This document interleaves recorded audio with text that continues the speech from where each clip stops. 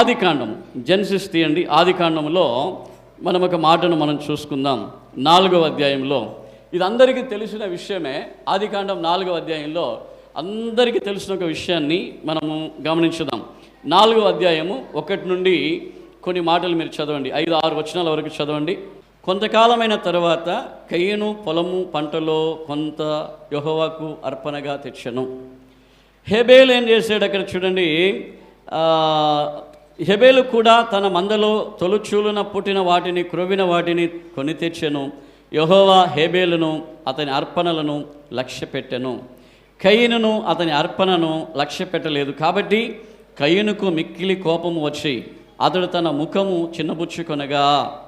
చాలు, ఈ విషయాన్ని మనం చాలాసార్లు విన్నామా, వినలేదా? హేబేలు కయీను యొక్క సందేశాన్ని మనం చాలాసార్లు విన్నాం. అర్పణలను గురించి, కానుకలను గురించి మనం చాలాసార్లు విన్నాం. సరే, ఇక్కడ ఇప్పుడు మీరు ఈ చదివిన విషయంలో మీకు అర్థమైనది ఒకసారి మీరు చెప్పండి. హేబేల్ కానుకను దేవుడు అంగీకరించాడు, కయీను యొక్క అర్పణలను దేవుడు అంగీకరించలేదు. కారణం ఏంటి? ఇద్దరు అర్పణలు తీసుకొచ్చారు. వీళ్ళిద్దరూ ఒకే తల్లి గర్భములో పుట్టారు. ఇద్దరు ఒకే తల్లి గర్భములో పుట్టారు. ఇద్దరూ ఒకే సన్నిధికి కానుకలు తీసుకొని వచ్చారు. అయితే ఇక్కడ మనం చూస్తూ ఉంటే హేబేలు యొక్క కానుకను దేవుడు ఇష్టపడ్డాడు, లక్ష్యం ఉంచాడనే వాక్యం ఉన్నది.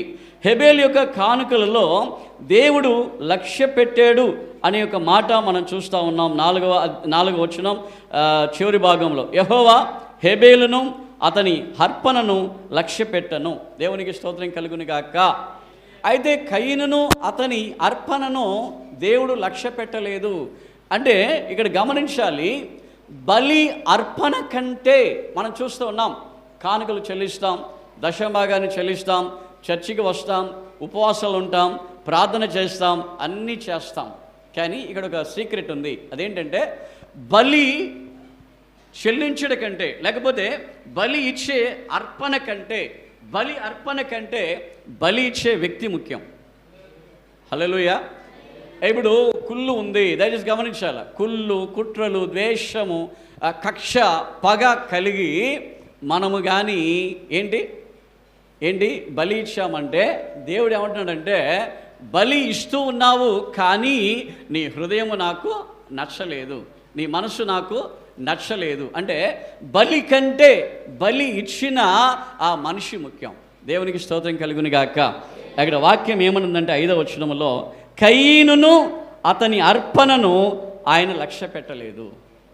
కయీనుని అతని అర్పణను, అంటే అర్పణనే లక్ష్య పెట్టలేదా అంటే అసలు కయీనునే లక్ష్య పెట్టాల. అసలు కయీనునే దేవుడు అంగీకరించలేదు. కయీనును అంగీకరించి ఉంటే తప్పకుండా దేవుడు ఏం చేసేవాడు?